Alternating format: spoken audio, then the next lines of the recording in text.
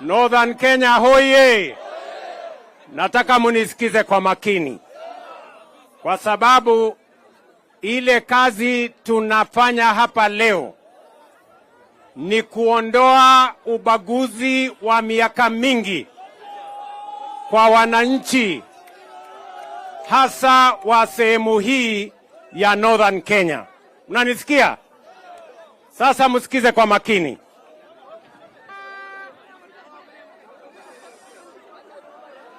Ile proclamation nimefanya hapa leo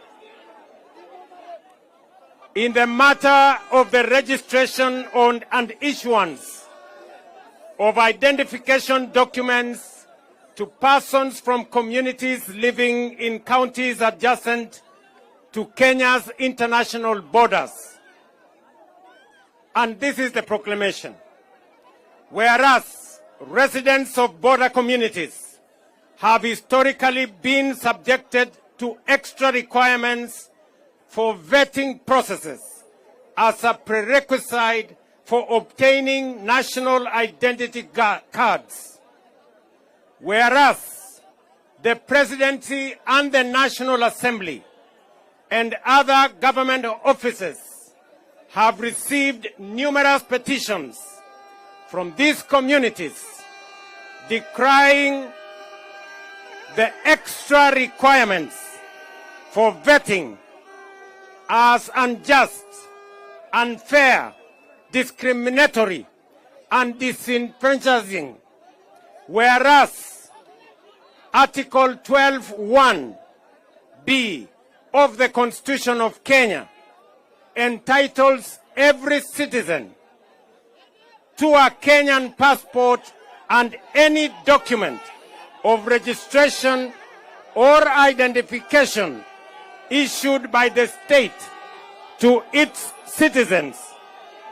Whereas Article 27(1) of the Constitution affirms that every person is equal before the law and guarantees all citizens the right to equal protection and benefit of the law, whereas Article 27(4) prohibits the state from discriminating directly or indirectly against any person on any ground, including race, sex, pregnancy, marital status, health status, ethnic or social origin, color, age, disability, religion, conscience, belief, culture, dress, language, or birth.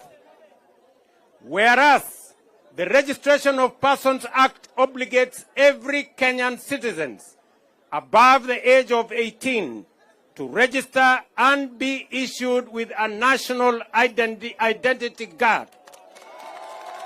Whereas the Ministry of Interior and National Administration has reviewed and piloted new guidelines for registration and issuance of identity cards in border communities.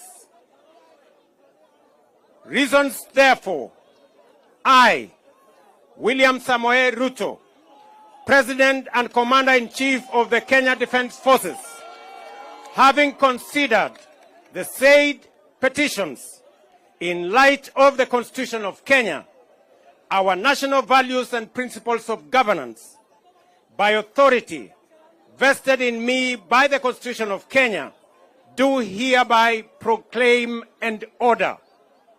Number one, that the extra requirements for vetting and ethnic profiling to which persons living within border counties are subjected to during registration and issuance of national identity documents shall be and is hereby discontinued.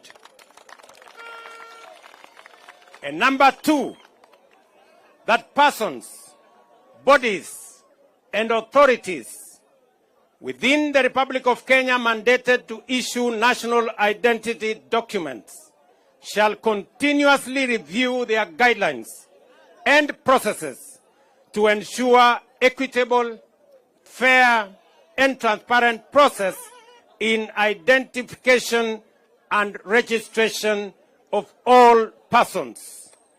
Dated the 5th February, the year of the Lord 2025.